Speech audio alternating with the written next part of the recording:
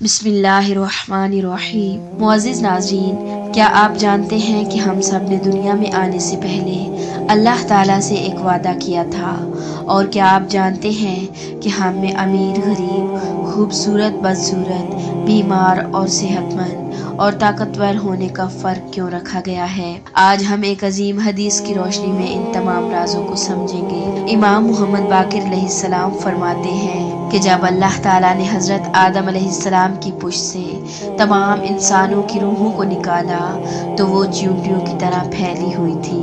اللہ تعالیٰ نے ان سب سے عہد لیا کہ وہ صرف اس کی عبادت کریں گے اور اس کے رسولوں پر ایمان لائیں گے، اور سب سے پہلے جس نبی کی نبوت کا اقرار لیا گیا وہ تھے حضرت محمد صلی اللہ علیہ وآلہ وسلم۔ پھر اللہ تعالیٰ نے حضرت آدم علیہ السلام کو حکم دیا کہ اے آدم، ذرا دیکھو تو کیا نظر آتا ہے۔ حضرت آدم علیہ السلام نے جب اپنی اولاد کی طرف دیکھا کہ اس نے آسمان کو پر کر رکھا تھا تو فرمایا، اے پروردگار، میری اولاد کس قدر زیادہ ہے، ضرور تو نے اسے کسی عظیم مقصد کے لیے پیدا کیا ہے، اور ان سے عہد و پیمان کرنے سے تیری کیا غرض ہے؟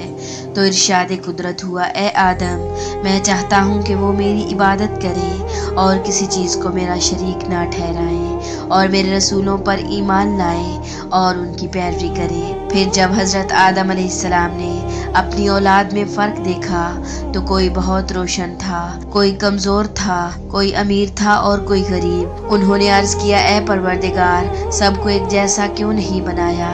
تو اللہ تعالیٰ نے فرمایا، میں نے انہیں مختلف اس لیے بنایا ہے تاکہ ان کا امتحان لوں اور ان کی آزمائش کروں۔ امیر کو آزمایا جائے گا کہ وہ شکر کرتا ہے یا نہیں، غریب کو آزمایا جائے گا کہ وہ صبر کرتا ہے یا نہیں، بیمار کو آزمایا جائے کہ وہ صبر کرتا ہے یا نہیں، صحت مند کو آزمایا جائے کہ وہ اللہ کا شکر ادا کرتا ہے یا نہیں۔ پھر حضرت آدم علیہ السلام نے عرض کیا، اے پروردگار، آیا مجھے کچھ کہنے کی اجازت ہے؟ تو ارشاد ہوا، ہاں کہو، اگرچہ تمہاری روح تو میری خاص روح ہے لیکن تمہاری طبیعت میری ہستی کے خلاف ہے۔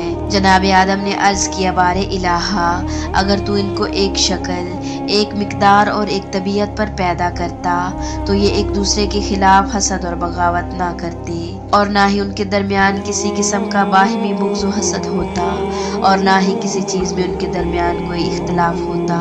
تو اللہ تعالیٰ نے فرمایا، اے آدم، تو نے میری عطا کردہ روح کی وجہ سے کلام کیا ہے اور اپنی کمزوری طبع کے سبب سے وہ باتیں کی ہیں جن کا تمہیں علم نہیں۔ سنو، میں خلاق اور علیم ہوں۔ میں نے اپنے علم کی وجہ سے اپنی مخلوق کو مختلف الحالات بنایا ہے، تو میری مشیت سے ان میں میرا حکم نافذ ہوتا ہے۔ ان سب لوگوں کی باز گشت میری تدبیر اور تقدیر کی طرف ہے۔ میری پیدائش میں کسی قسم کی کوئی تبدیلی نہیں ہے۔ میں نے جنوں اور انسانوں کو بس اپنی عبادت کے لیے پیدا کیا ہے۔ ان میں سے میں نے جنت اس کے لیے پیدا کی ہے جو میری عبادت اور میرے رسولوں کی پیروی کرے اور مجھے کوئی پرواہ نہیں کہ وہ کون ہے، اور جہنم اس کے لیے پیدا کی ہے جو میرا انکار کرے اور میرے رسولوں کی نافرمانی کرے، اور مجھے کوئی پرواہ نہیں کہ وہ کس خاندان کا چشم و چراغ ہے۔ اے آدم، میں نے تجھے اور تیری اولاد کو پیدا کیا، حالانکہ مجھے تمہاری اور تمہاری اولاد کی کوئی احتیاج نہ تھی۔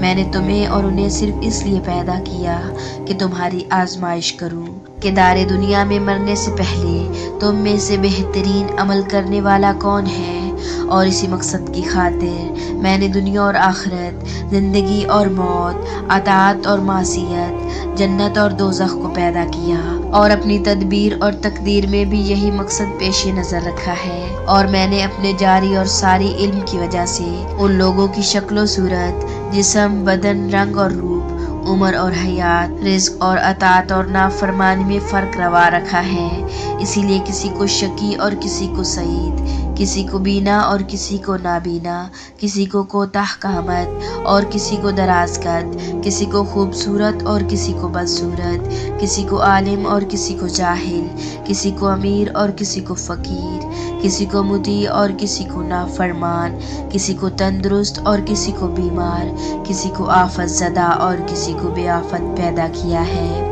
تاکہ تندرست اور بے آفت آدمی جب آفت زدہ کو دیکھے تو اس صحت اور سلامتی پر میری حمد کرے، اور جب آفت زدہ آدمی صحیح اور سلامت آدمی کو دیکھے تو اپنی صحت اور سلامتی کے لیے مجھ سے دعا اور استدعا کرے اور میری نازل کردہ بلا اور مصیبت پر صبر کرے تاکہ میرے ثواب جزیل کا حقدار قرار پائے۔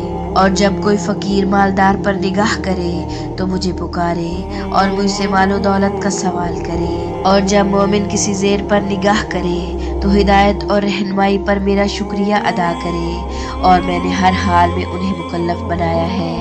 میں ہی خدائے مطلق بادشاہ ہوں، مجھے کلی اختیار ہے کہ اپنی تدبیر کے مطابق جو تقدیر کی ہے اسے بتمام کمال نافذ کروں، یا اس میں جس طرح چاہوں اور جب تک چاہوں رد و بدل کروں، اور جسے چاہوں مقدم اور جسے چاہوں مؤخر کروں۔ میں وہ خدا ہوں جو کچھ چاہتا ہوں کر گزرتا ہوں، مجھ سے اس کی کوئی باز پرست نہیں کر سکتا۔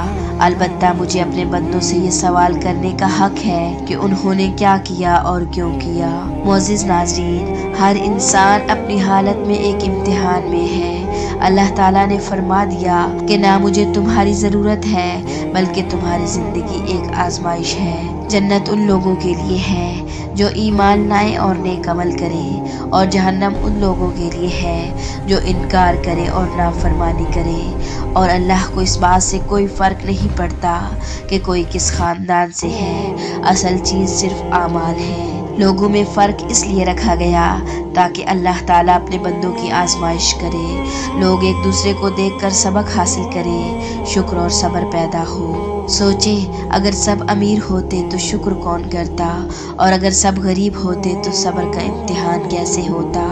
یہ دنیا ایک امتحان گاہ ہے اور ہر انسان کا پیپر الگ ہے۔ اللہ تعالیٰ نے فرمایا کہ میں جو چاہتا ہوں کرتا ہوں، کوئی مجھ سے سوال نہیں کر سکتا، لیکن میں اپنے بندوں سے سوال کروں گا کہ انہوں نے کیا کیا۔ تو یاد رکھیں، ہم سب نے اللہ سے وعدہ کیا تھا اور ہم سب ایک امتحان میں ہیں۔ کامیاب وہی ہوگا جو صبر کرے گا، شکر کرے گا اور اللہ کی اطاعت کرے گا۔ آخر میں ایک ضروری سوال، کیا ہم اپنا امتحان کامیابی سے دے رہے ہیں یا نہیں؟ اگر آپ کو ویڈیو پسند آئی ہو تو لائک کریں، ہمارے چینل کو سبسکرائب کریں اور ایک پیارا سا کمنٹ ضرور کریں۔ ملتے ہیں نیکسٹ ویڈیو میں، تب تک کے لیے اللہ حافظ۔